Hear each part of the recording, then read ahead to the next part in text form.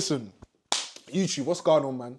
This video, I'm not gonna lie, I'm speaking to a specific clothing brand owner. I'm speaking to a clothing brand owner who feels overwhelmed at the moment. Yeah, it's like you're wearing so many different hats at the moment. You're designing products, but you're also sending out orders. And you're also dealing with customer service. And you're also speaking to manufacturers.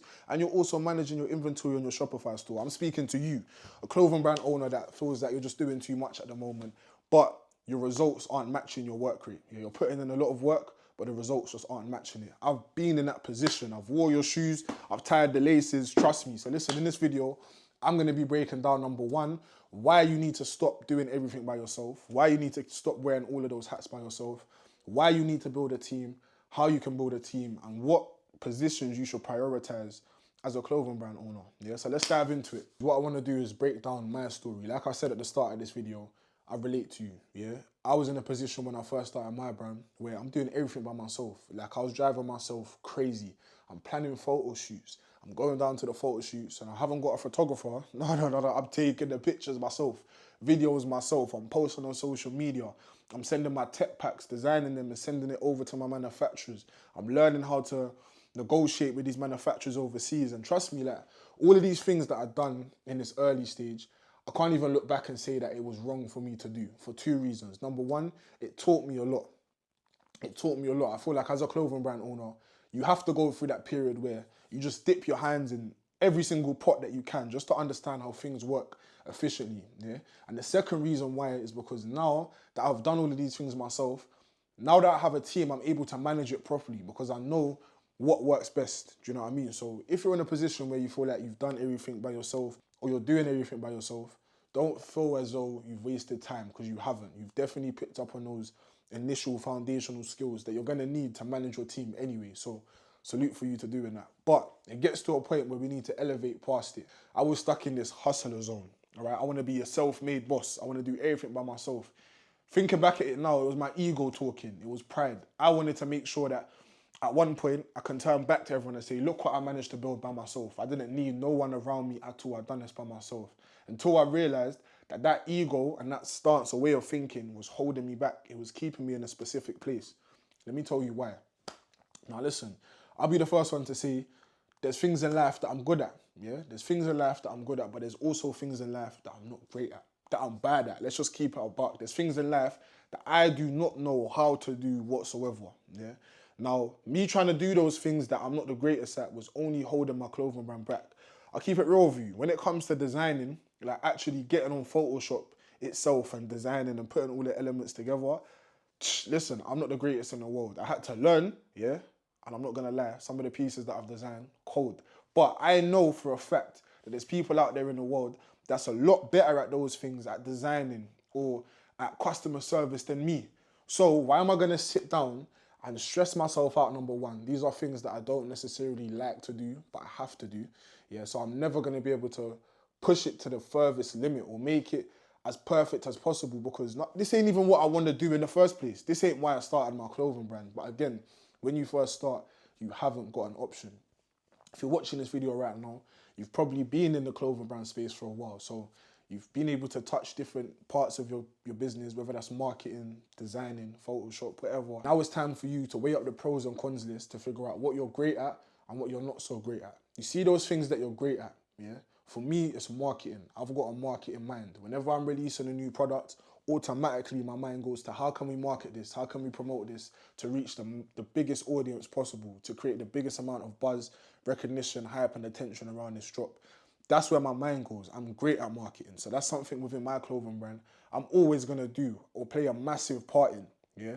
But like I said already, when it comes to stuff like designing, yeah, I may have the vision in my mind to design something, but actually executing it, making it perfect, no rough corners around the edges, that's not my strong point. So let me go out there and find someone whose strong point that is. That's not my strong point, yeah? So instead of me sitting down for hours trying to do something that another person could do within minutes, let me go out there and find that person that can actually do that. Yeah, number one, that's going to make the clothing brand look a lot more polished, a lot more professional. Number two, it's something that I don't need to worry about now. I can focus on what I'm great at. So this is the first thing that I'll say to you, yeah? Right now, I want you to pause this video and just think about it. What are those things that I'm great at within my clothing brand? Is it marketing? Is it designing? For me, it's not, but for you, it could be designing. Are you great at designing? Are you great at negotiating with manufacturers? Sit down and write a list of all the things that you need to do, and you can put G next to the things that you're great at, and B next to the things that you're bad at, or S next to the things that you're shit at. Yeah, like if you're not good at these things, put them to the side. Then what I want you to do is go out there and find people to fit these positions. Like even thinking back on it, yeah, when I think back at that time when I was doing everything by myself, I remember just feeling exhausted, bro. Just tired. Not only tired, but I'm not gonna lie, my confidence kind of got knocked down. And the reason why I say that is because how can someone be putting in so much work and still not seeing the results? Like you're literally, for me, I was finishing college, running back home, I'm designing. Yeah, I'm working on the brand. I'm speaking to manufacturers. I'm trying different things, but the brand just weren't moving in the direction that I wanted it to. I just felt like the amount of effort that I was putting in didn't match up with the results that I was getting. And the reason that was is because I was spreading myself too thin. Being self-made or doing everything by yourself isn't a flex.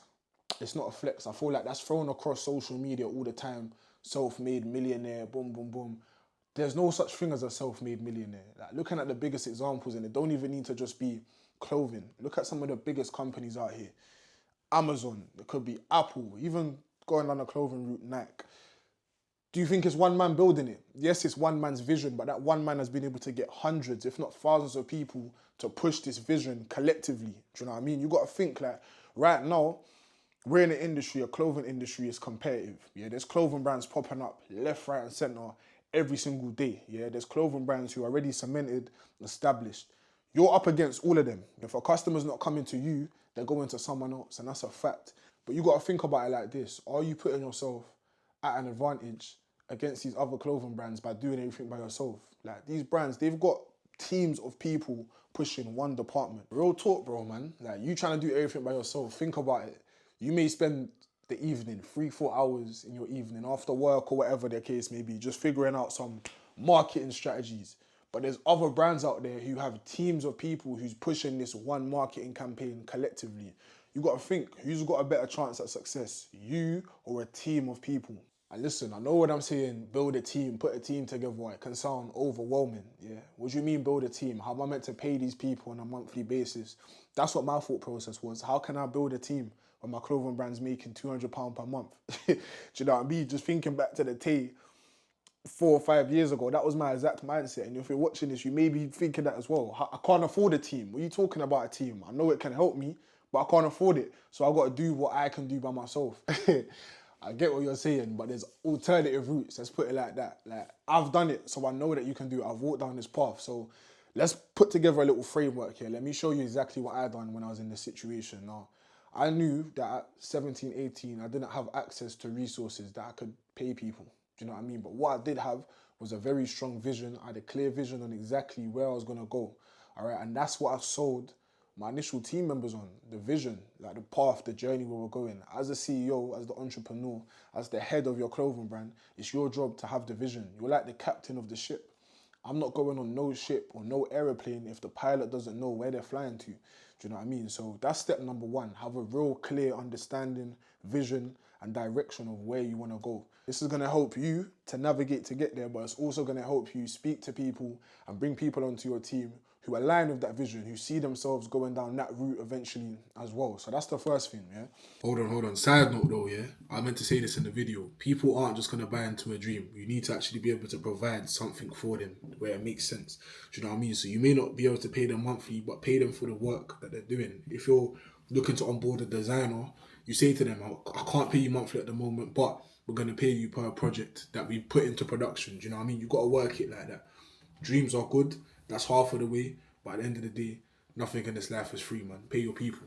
So what I started to look at was the younger generation, people my age, people just going into university or in university, coming out of university, who have the skills but just need the opportunity. They need the platform to actually perform. And yeah, that was the turning point for me. I had to say to myself that if I continue running my clothing brand like this, I'm probably not going to have a clothing brand in the next few months. The minute that I started to feel that my physical and mental health was deteriorating or being put down for this clothing brand, I knew that I had to get other people on board just to help carry the load, man. Because day in and day out, there's a lot that you need to do. Customers reaching out to you, manufacturers, samples coming in, quality control. I had to. And I don't want you to feel like you need to carry that weight by yourself either. It's funny because I speak to my team and there's two words that everyone is just tired of hearing me say. Yeah, that's automate and delegate. Those two words, I say it all the time. How can I automate this process and how can I delegate this process? Just breaking that down and letting you know what that means, yeah. When it comes to delegating, all right, there's going to be so much required of you day to day running your clothing brand, whether that's replying to customers' emails or posting on social media. Social media alone is a challenge within itself. You need to make sure you're showing up every single day. Stories, posts, Instagram, TikTok, Snapchat, just to make sure that your brand is continuously picking up and building the audience that it needs. Now, these are things that have to be done regardless.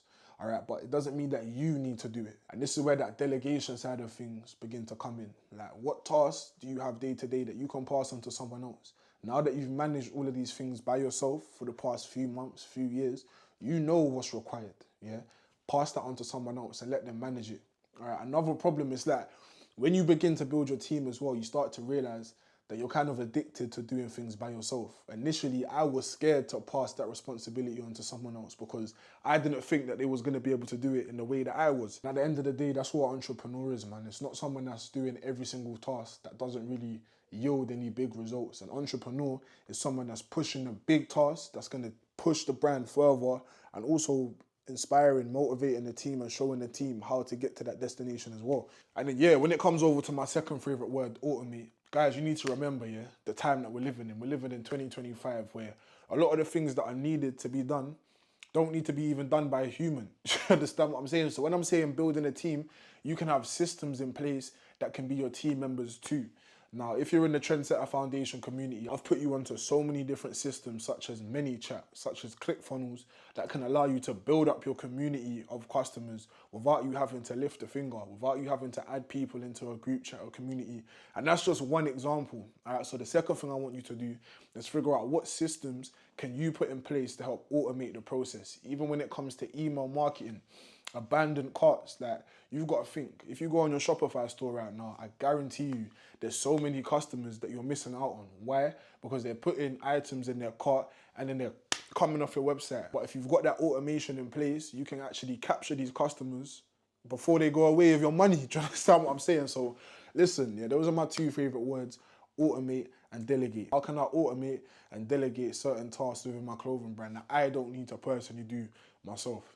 So yeah, man, I can't even stress how important building that team actually is, man. As of right now, April 2025, we've got 6 members on the team. So again, it's not even the biggest team, but what we're doing as a tight-knit team is ridiculous. So we've got creative director, we've got 2 graphic designers, we've got a fashion designer, we've got a photographer and videographer, and that's literally it.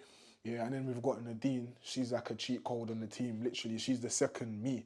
Any situations or problems that we're going through, Nadine is there to help. And guys, I can't stress the difference that having a team has made for my brand. People always look at Trendsetter and they give me the credit. They give Tay the credit, like Tay is the mastermind behind this. I promise you it's the team. If I didn't have the team in the background pushing and supporting, working, even when I wasn't able to give them anything back in return. Most of the team, I met them early on in my journey when I couldn't pay them. They was doing it out of the goodness of their heart. But one thing I did do though, I made sure that I showed them the vision. And now, thank God, a few years down the line, I'm able to turn back and actually pay these people on a monthly basis to support whatever they're doing outside of the clothing brand too. And that's the great thing about having a team, man. It's like now you can really start supporting and giving back to the people who supported you in the early stages. Delegating is not a sign of weakness, it's a sign of wisdom. It's showing that you as an entrepreneur are growing, scaling. You understand that you cannot do everything by yourself, even in the gym. Yeah, if you've been on my social media, you know that I've been in the gym. When I'm doing my bench press, I've got my guy behind me spotting. Do you understand what I'm saying? Like, we're put on this earth to collaborate, to connect, to help each other. So you doing everything by yourself, you're hindering yourself. Put it like that, man. Put it like that. So listen, you've done enough heavy lifting by yourself. You've been pushing this clothing brand by yourself. Start building up your team.